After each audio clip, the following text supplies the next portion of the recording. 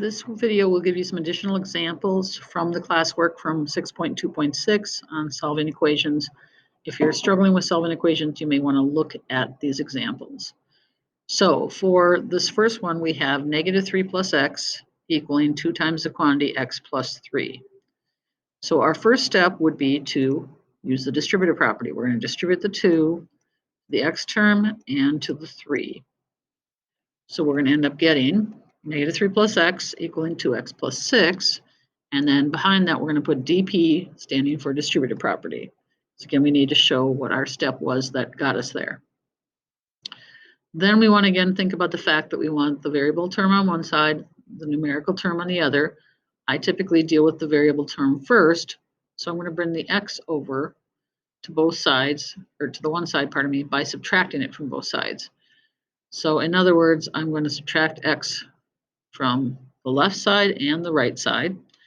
And the reason I'm doing that is because, again, that will zero out here. So then I'll only have x on the right side.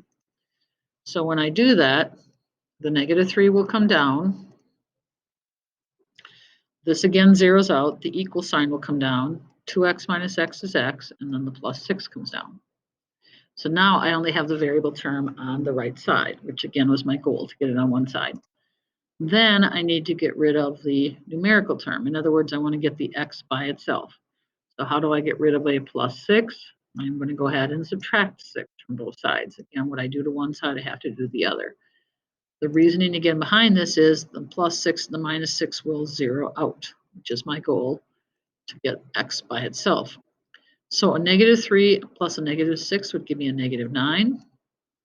So -9 would equal x, because again, this is zeroed out.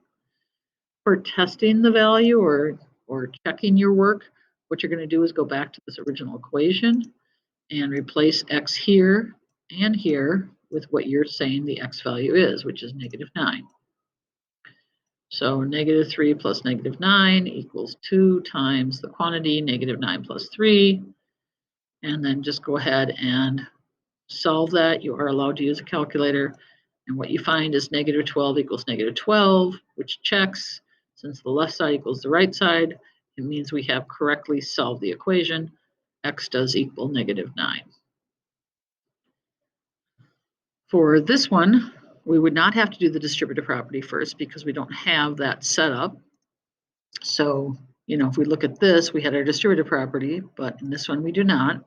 So what we're going to do first is combine our like terms. So the 5x plus -x would give us 4x. The plus 3 comes down, equal sign comes down. 2x plus 2x would be 4x, and plus 1 and plus 3 is positive 4. So again, we put behind it what we did, which was combine like terms. We want to get the variable on one side, so we would subtract 4x from both sides. This zeroes out, and this zeroes out. So what we're left with is 3 equaling 4. Well, of course, 3 does not equal 4, so we would say no solution. Again, we would show it as the circle with a line through it. And since there is no solution, we do not have to check our work because there's no value we could put in here that would have the left side equaling the right. For this one, we would start again by combining our like terms. So 3x plus -x would be 2x. And then the 7 plus -2 would be 5. So we end up getting 2x plus 5 on the left and 2x plus 5 on the right. I should have put behind that, but that was a CLT, combining like terms. I will mark and put in there. And then I would be subtracting 2x from both sides. Again, trying to get the variable by itself.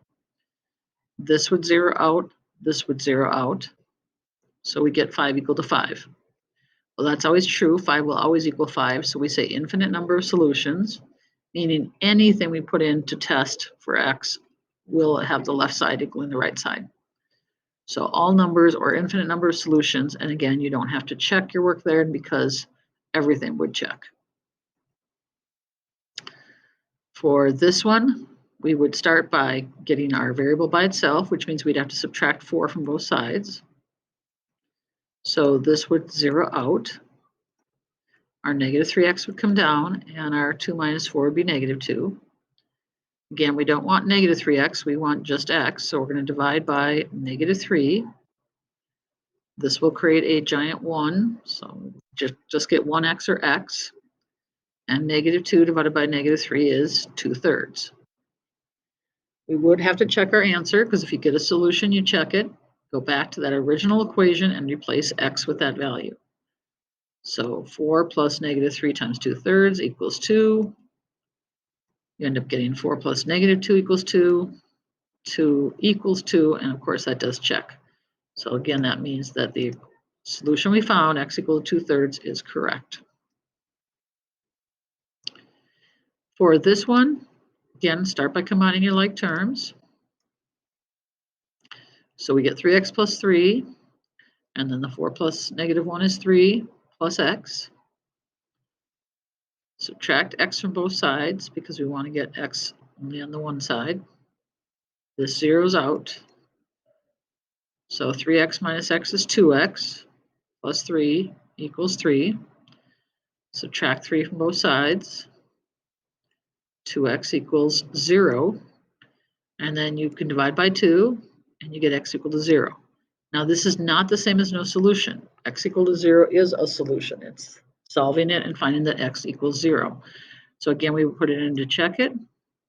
Go back to the original equation, replace x with 0, and prove that it checks. So hopefully those additional examples will help you.